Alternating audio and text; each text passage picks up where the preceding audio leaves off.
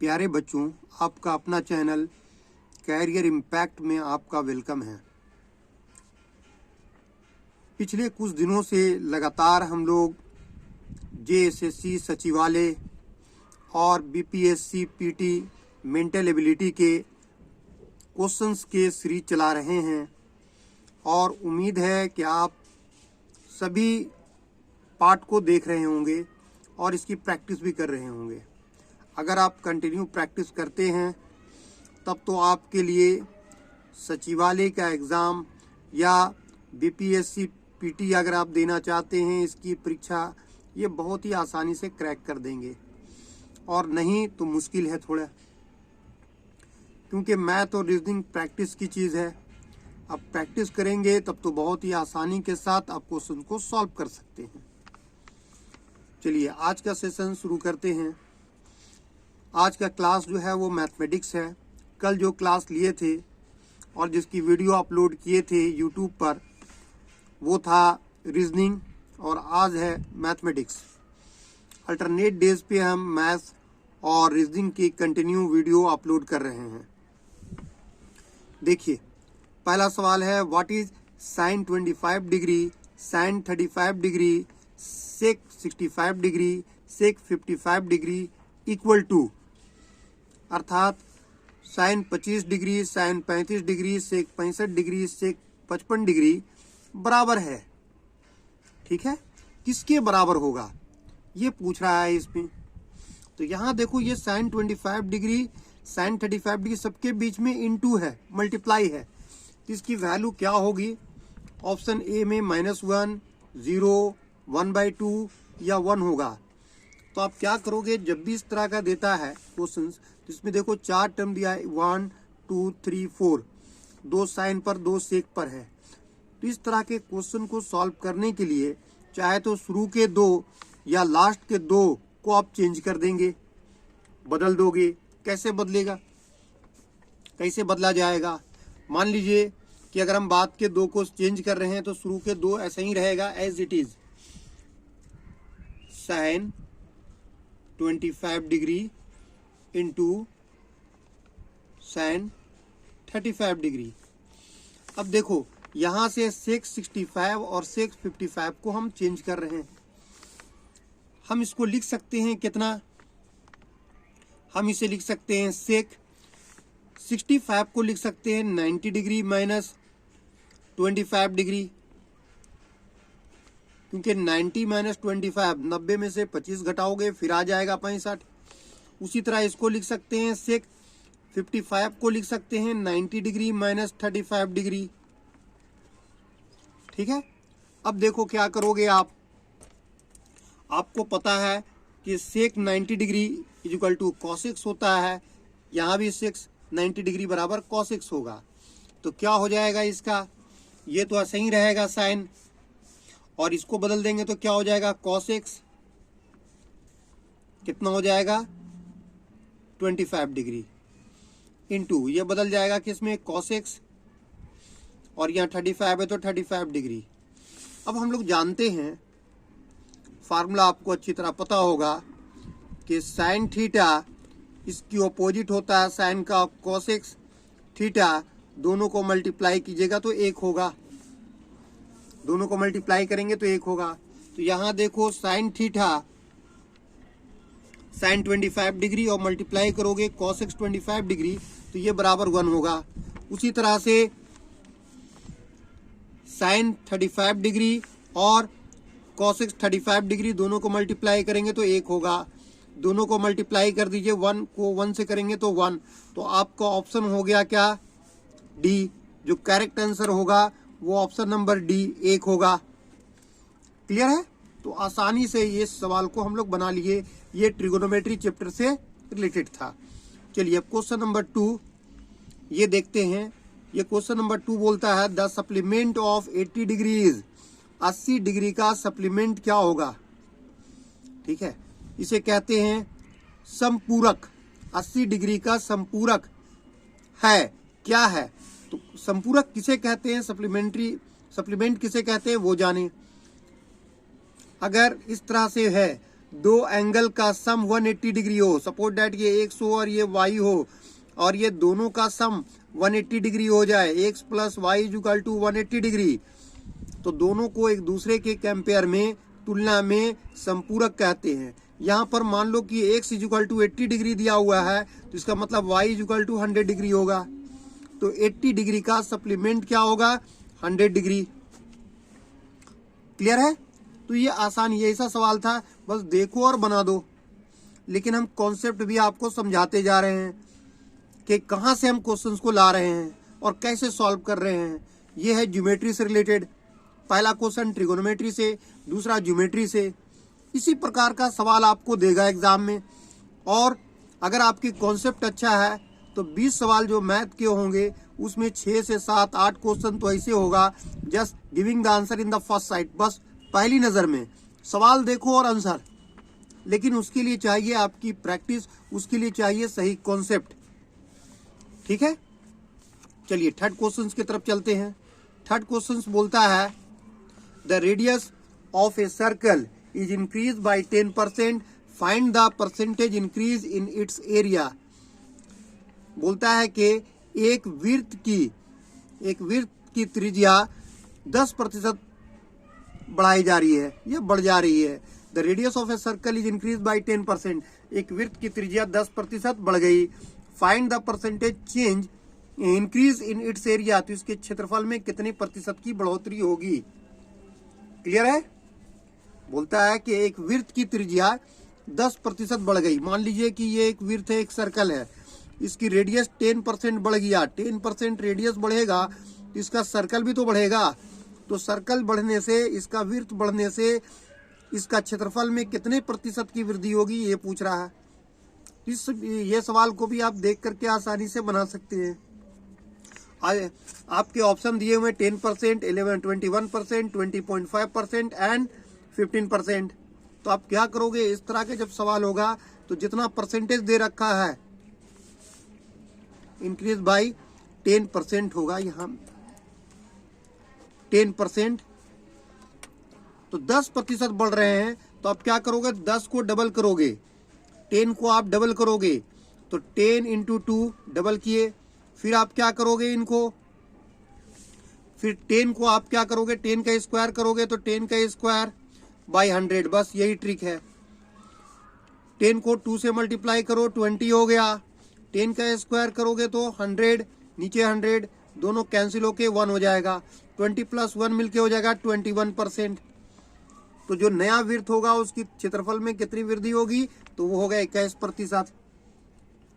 उम्मीद है कि सवाल समझ में आ गया होगा कि यदि किसी वृत्त की त्रिज्या 10% बढ़ जाए या बढ़ा दी जाए तो उसका क्षेत्रफल कितना प्रतिशत बढ़ जाएगा, 21%। कैसे निकला, 10 को दूना कर दीजिए, फिर 10 का स्क्वायर करके 100 से भाग दे दीजिए। इसको कैलकुलेशन कर लीजिएगा आप, निकल जाता है 21%, करके हम दिखला दिए। चलिए नेक्स्ट क्वेश्चन है ये बोट एंड स्ट्रीम चैप्टर से।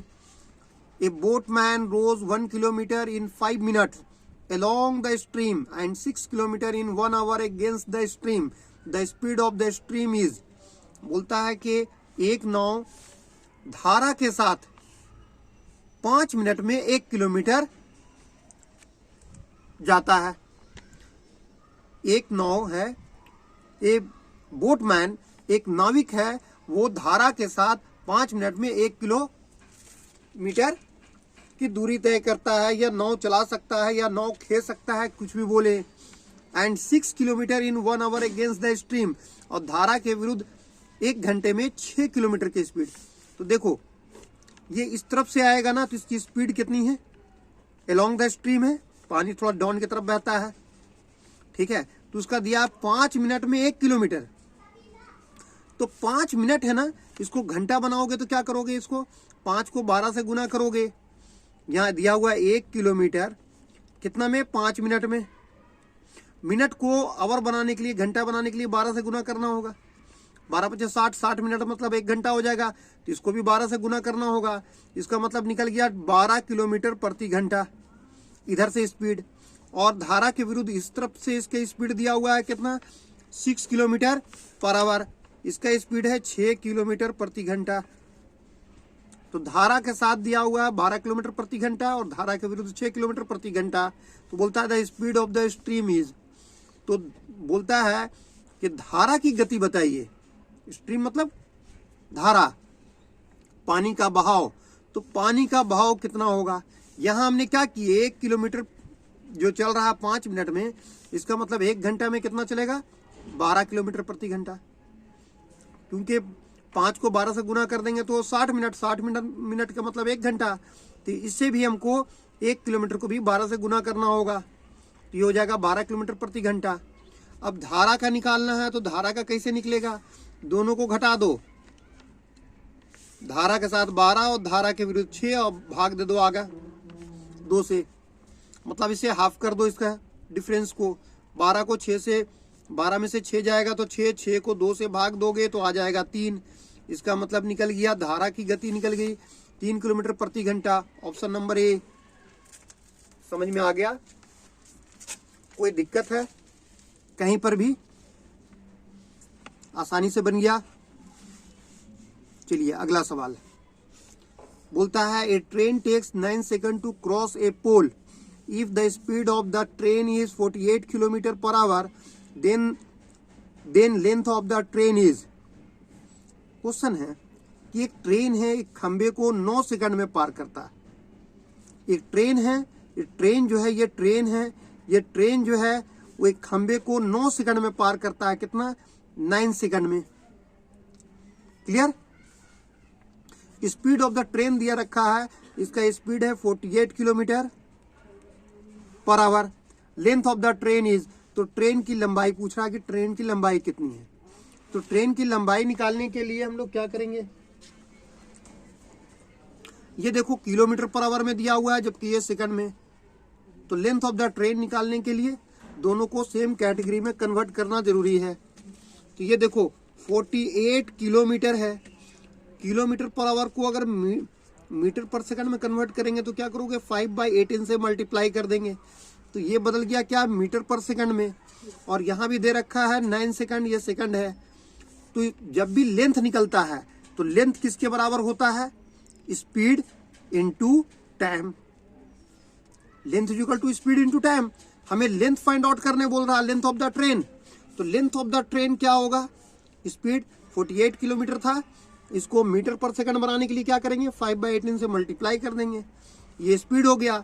स्पीड को टाइम कितना लग रहा है? 9 सेकंड। तो 9 से मल्टीप्लाई कर दीजिए, तो ये आसानी से बन जाएगा। ठीक है, कोई दिक्कत है? अब देखो इसको कैसे काटोगे। 9 1 9, 9 दूनी 18, 9 1 जा 9, 9 2 जा 18, फिर 2 से करोगे 2 1 जा 2, 2 24 जा, 24 को 5 से मल्टीप्लाई करोगे तो हो जाएगा 120। तो निकल गया 120 मीटर।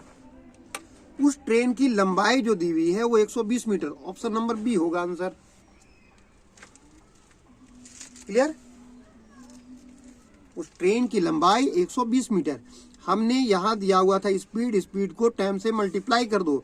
अगर एक कैटेगरी में होता, एक जाति में होता तो हम डायरेक्ट मल्टीप्लाई करते, बट यहाँ किलोमीटर पर आवर दिया हुआ है और यहाँ सेकंड दे रखा है। तो किलोमीटर पर आवर को हम लोग मीटर पर सेकंड में बदल दिए और उसको समय से 9 सेकंड से मल्टीप्लाई कर दिए। जो आ गया वो आया क्या? लेंथ। और लेंथ निकल गया 120 मीटर। ठीक है, चलिए अगला सवाल। क्वेश्चन नंबर 6, बहुत ही आसान सवाल, ये रेशियो एंड प्रोपोर्शन से है। देखिए इसी तरह के सवाल लगातार आपसे पूछे जाएंगे। आपको जरूरत है कि आप इस तरह के क्वेश्चंस को लगातार जो है ना प्रैक्टिस करते जाएं। तो उम्मीद करते हैं कि 20 से 20 सवाल आप इसी तरह से बना लेंगे आसानी से।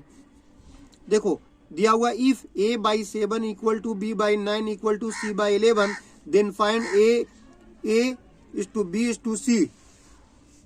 ठीक है, तो देखो a b c का अनुपात निकालना है। इसकी शॉर्टकट ट्रिक है कि यहाँ a बराबर 7 दिया, b बराबर 9 और c बराबर 11 दिया हुआ 11। इसका निकालने बोलता है तो क्या हो जाएगा? a का 7, b का 9 और c का 11, मतलब 7:9:11। यही आंसर हो गया। Option number C 7:9:11। कितना सिंपल था, कोई टाइम लगेगा नहीं ना। आगे देखिए, तो सवाल बहुत ही आसानी से बनता है, सिर्फ चाहिए थोड़ा सा कॉन्सेप्ट और प्रैक्टिस करेंगे तो बस with in the few second आप क्वेश्चंस बनाने लगेंगे और ये सारा कुछ आप कर सकते हैं।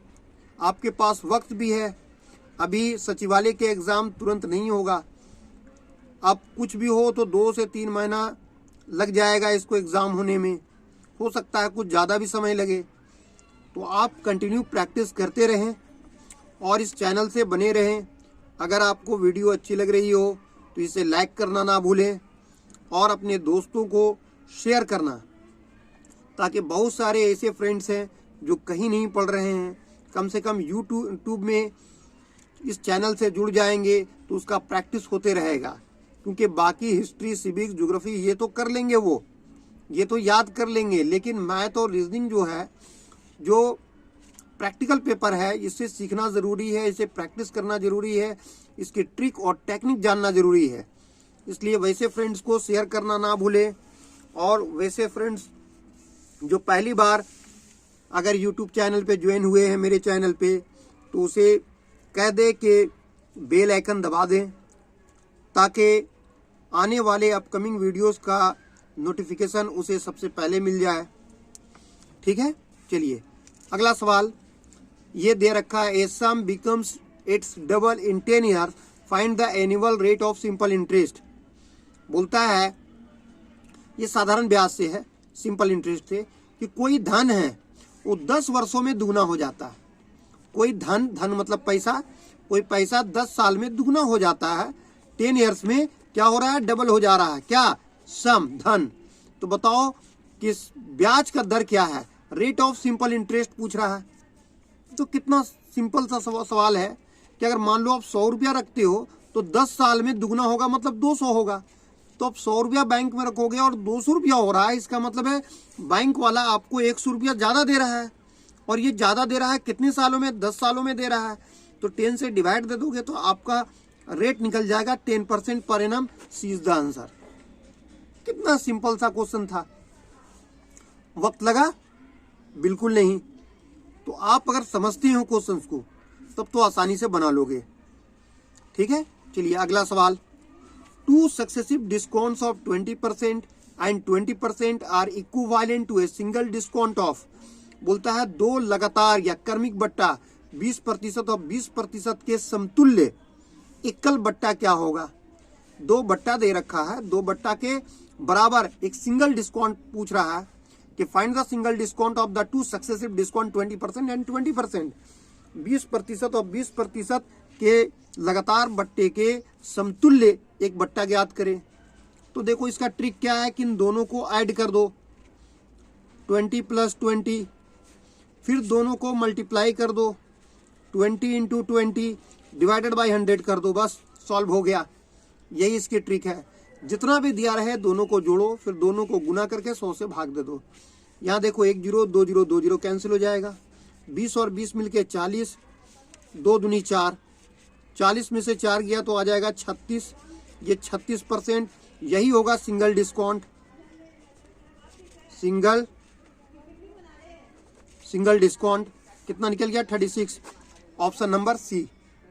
तो कितना आसानी से ये क्वेश्चन बन गया। ठीक है, उम्मीद है कि आज की वीडियो आपको पसंद आई होगी। तो आज के लिए इतना ही। Thank you.